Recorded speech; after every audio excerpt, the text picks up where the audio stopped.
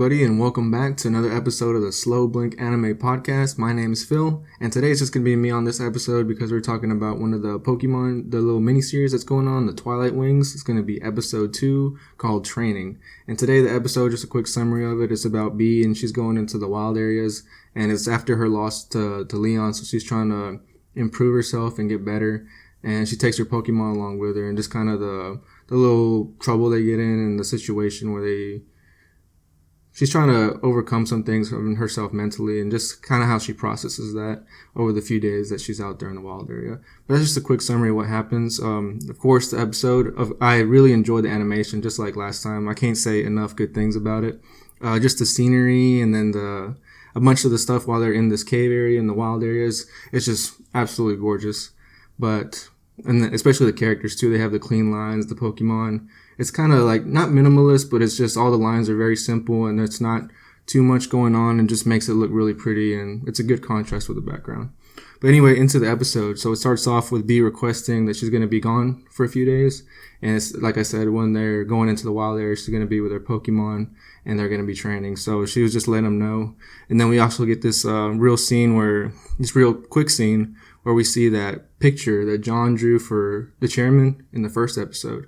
So we see that, and so we know this episode happens right after, maybe not right after, or pretty soon after the first episode. So I'm not sure how the series is going to be like one long story, if it's like little mini episodes and little mini stories throughout the whole thing. But it's going to be interesting how it kind of develops in the next few months. But so we get into it, and then she gets on a Corviknight taxi, and I think it's the same guy from the first episode that's taking everybody. So we see her, and of course she's on her phone, and then she ends up putting it down, and it falls, and she ends up forgetting it. So she gets in there.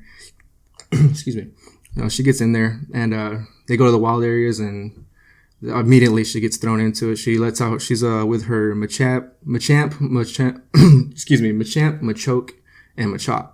So it's all the 3 evolutions of that Pokemon. But it's right away she sees what we think is Leon and a Charizard, but she's imagining in her head, I guess it's from the loss that she faced against them. So, but it's actually a Rhydon that comes out there, and it starts rushing at them, and her and all the Pokemon rush at it too, which was kind of interesting for me watching that, because was she gonna fight the Pokemon too, or is she just gonna let her Pokemon fight the Rhydon that was out there? Which is I'm really not sure. A lot of the stuff in the anime and in the games, it'll discuss how the trainers will train, especially the fighting type trainers will train with their Pokemon, but in the descriptions of the Pokemon, they're so much stronger than a normal person would be. So I'm not sure what the Pokemon would get out of training with the people.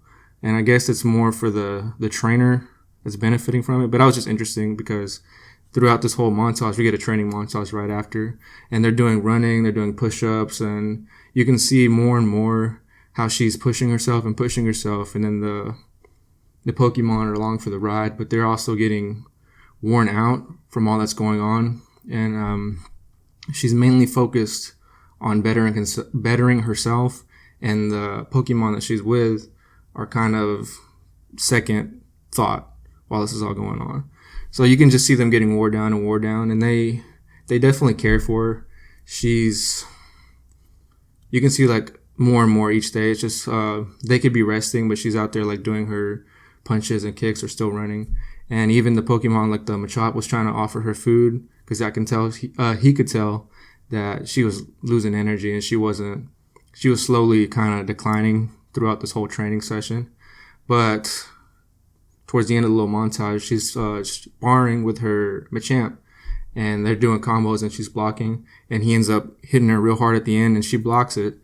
But she gets, that's again what I was telling you about, the way that they train with the Pokemon. It doesn't really make sense, because I think it's, like I said, they're just doing it for her, because the Pokemon would have to hold back a lot of their actual strength. And I don't know if it's just like the movement practice, but she ends up getting hurt from it. And whether that's from being fatigued or just from the strength of the Machamp, but it starts raining, and they take shelter in a cave.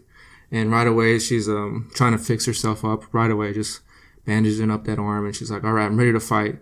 And you can see it in her voice and the way she's trying to carry herself that she's actually injured and that the training is just wearing her body down.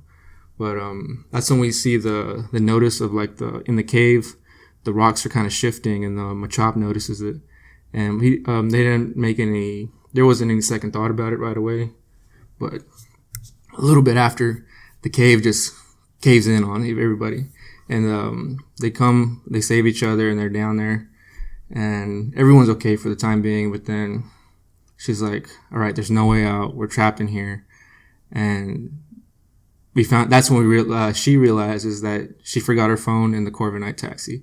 And of course, she's like, there's got to be a way out. So she's exhausted doing this. And she goes further and further, into the cave. She goes further and further into the cave. And you can just see her like wearing down. And her Pokemon were concerned for her, but she just keeps going and going and going. And she ends up falling down this little cliffside, and she lands into the middle of this cave. And this is one of the scenes that was just absolutely beautiful seeing animated, because she gets up, and then it's like a panoramic shot, and like all around her is just these crystals that are glowing, and it's just this beautiful, beautiful scene that I guess kind of knocks her out of the trance that she's been in, because she's not just focusing, because she had been just focusing on training and getting better, and she was kind of losing sight of caring for her Pokemon and being a team. It was kind of like she was just, like I said, focusing on herself and worrying about the Pokemon's, the worth like of them second. So she was like, what did she say? I have written down. So after that, when she sees all the crystals and how beautiful the cave is, she says, I wonder how I look to them back there, because I guess that's not the trainer that they know. She's not being the caring person, and she was just going forward and forward and forward. So she's realizing that she wasn't being a good trainer. So she goes back to the three Pokemon, and she, of course, she's really apologetic. And I guess seeing this beauty and this nature and all this opened up for her, she's got she got her perspective back, and if she didn't have the blinders on anymore trying to get better to face Leon.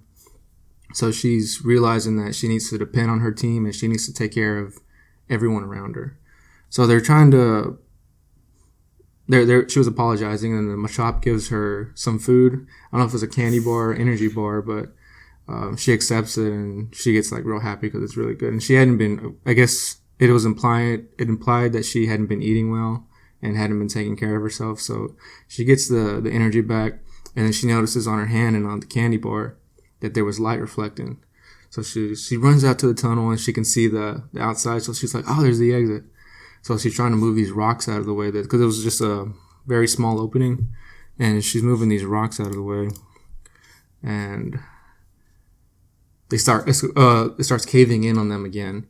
And she gets real freaked out. She's trying to hold it off. And then all three Pokemon, this is like my favorite scene of the whole part, all three Pokemon stop the caving in, and the Machamp grabs her and wraps one arm around her, and the other ones are holding up the opening. And you can see the light coming from the exit. It was just getting brighter and brighter, and the opening was getting bigger. And I think that was her realizing that together with her team, if they all work together and care for each other rather than just caring for herself and focusing on herself, she would be, I guess, bring her to the light or be in a better place. So they escape, and then another place that's just absolutely stunning. The visually, it's like this open area, and there's mountains around her, and there's a big waterfall, and it's just absolutely gorgeous. It's just one of this whole animation is just, I can't talk well enough about it. But anyway, they escape, and they're just all happy, celebrating. And then the Corviknight driver shows up again, and he's like, I've been looking for you. And I was like, where did this guy come from? Because they were in a cave this whole time. And I would assume it was a few days since he dropped her off.